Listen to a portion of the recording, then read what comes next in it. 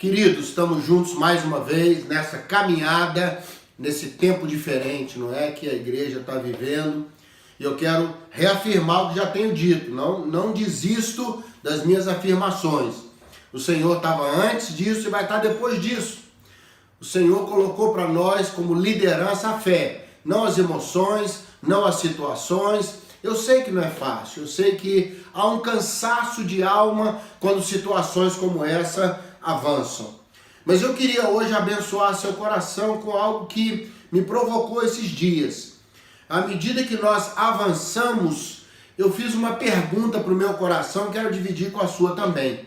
Antes eu quero ler o texto da palavra de Deus, que dá o pano de fundo para esse desafio que eu quero trazer para nós, enquanto esse momento diferente avança, não é? Está em Gênesis 12.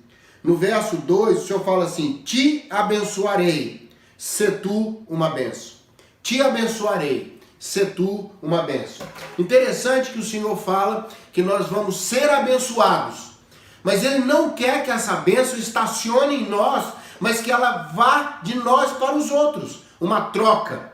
Como um pastor querido disse, que o Senhor partiu o pão no dia da ceia. Quem parte o pão vai dividir com alguém.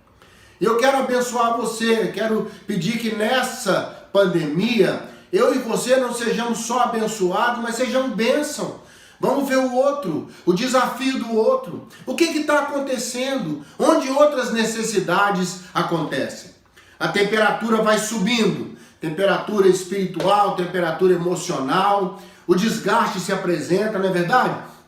Mas eu quero então pensar com você um desafio que um homem trouxe há anos atrás. O nome dele era Martin Luther King. Ele foi assassinado, ele era um afro-americano, defendeu os direitos iguais, e ele foi assassinado no dia 4 de abril, às 18 horas, na cidade de Memphis, no Tennessee.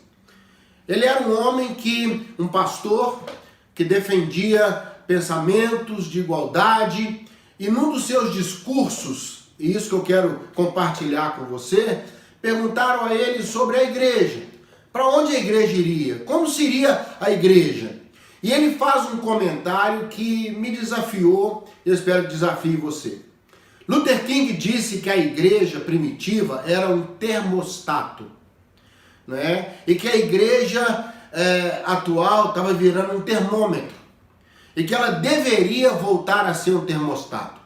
Eu acho tão interessante que termostato é aquilo que mantém a temperatura. Ele não deixa que ela escape. Ele controla a temperatura, ele avisa da mudança, ele sinaliza a manutenção.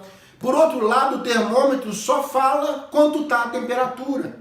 Ele só acompanha a temperatura. Ele somente diz, olha, está mais quente, está mais frio. O termostato não, ele avisa, chegou no limite. É aqui que tem que manter a temperatura. E ele trabalha nessa direção.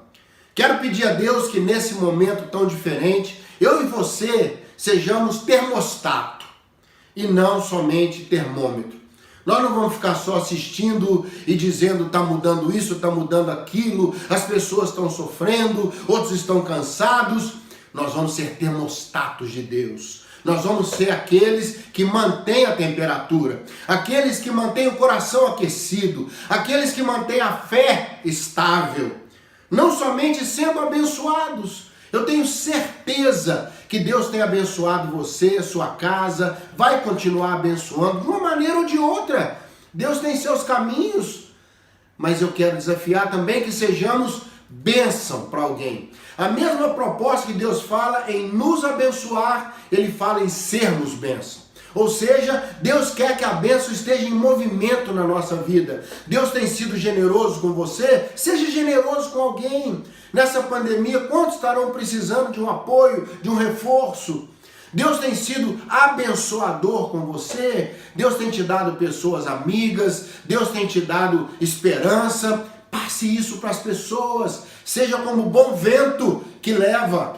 Deus não nos fez para sermos açudes, mas sim canais. Deus quer que a gente transmita, que a gente avance.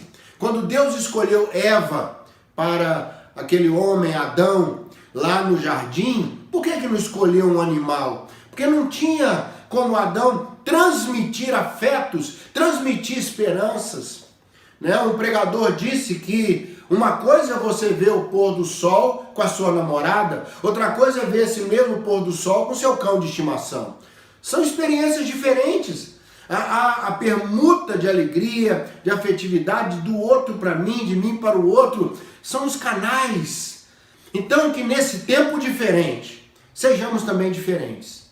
Não sejamos acomodados, não sejamos entregues. Deus tem nos abençoado. Deus vai nos abençoar. Daqui a pouquinho isso tudo vai acabar. A vida retoma o seu ritmo normal. Nós vamos seguir nossos projetos, nossas histórias. A agitação retorna.